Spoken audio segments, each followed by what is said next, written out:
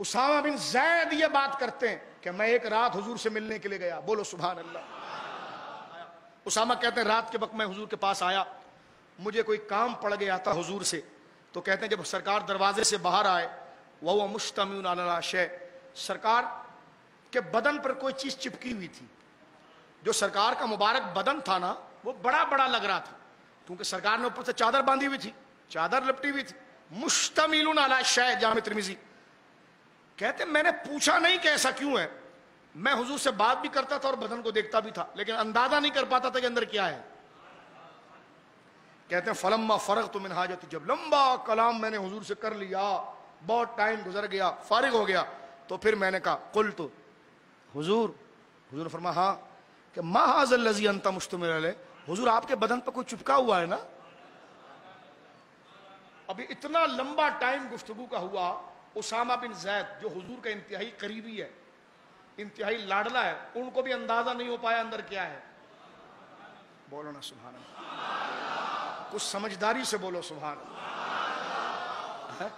سوال کر بیٹھے حضور جا تو رہا ہوں کہ ما ھذا الذی انت مشتمل علیہ, حضور کوئی آپ کے بدن پر کوئی چیز چپکی ہوئی ہے. فکشفہ, سرکار نے چادر ہٹائی. فإذا الحسن والحسین علی ورکہ, ایک طرف حسن تھے ایک طرف حسین تھے, ایسے چپکے ہوئے تھے کہ جنبش بھی نہیں تھی, چادر میں لپٹے ہوئے تھے. ہاں, سینہ مصطفیٰ سے انہیں سانسیں آ رہی تھی. بولو سبحان اللہ. اب سنیے آپ, حدیث کے الفاظ علی ورکہ, ورک کہتے ہیں کولے کی ہڈی کو, اور یہ دونوں ہڈی جو نا یہ ورکہ ہے. ماں کو جب لاڑ زیادہ آتا ہے نا تو بچے کو یہاں بٹھاتی ہے. آپ کے بچے اگر چھوٹے ہوں تو کبھی آپ بٹھا کر دیکھیں, آپ کا غصہ ٹھنڈا ہو جائے گا. یہ ایک نفسیات ہے. سرکار نے یہاں پر بٹھایا, ایک ٹانگ ان کی دائیں ٹانگ حضور کے پیٹ پر ہے, بائیں ٹانگ حضور کی کمر شریف پر ہے, دایاں ہاتھ حضور کے سینہ علم نشرح پر ہے, بایاں ہاتھ مہر نبوت پر ہے ادھر سے, اور سر مبارک بغل کے نیچے ہے. امام حسن اور امام حسین دونوں چپکے ہوئے ہیں, ایک کی گردن پوری حضور کی بغل کے نیچے ہے اور دوسری کی وہاں ہے, اور بدن کے اوپر ایسے چپکے ہوئے ہیں, ہے نا بدن کا ٹکڑا ہی.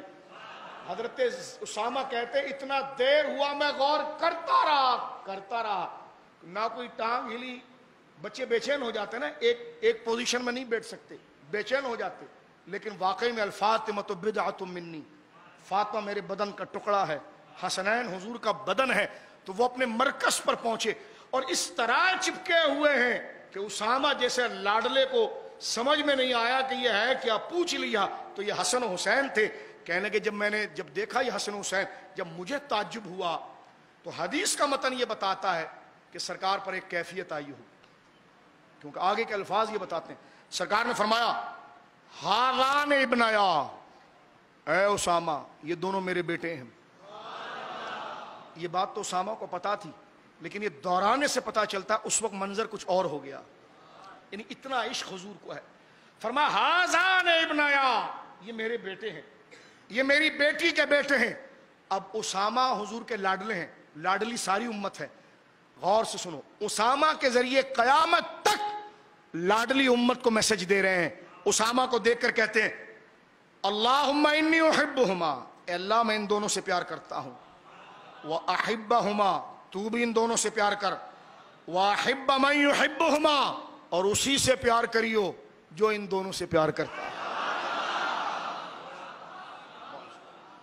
یعنی حضرت اسامہ کو بتا دیا ہے لاڈلا تو بھی میرا ہے, لیکن میری بارگاہ میں رسد اس کو ملتی ہے جو حسنین کے جوتوں کو چوم کر آتا ہے.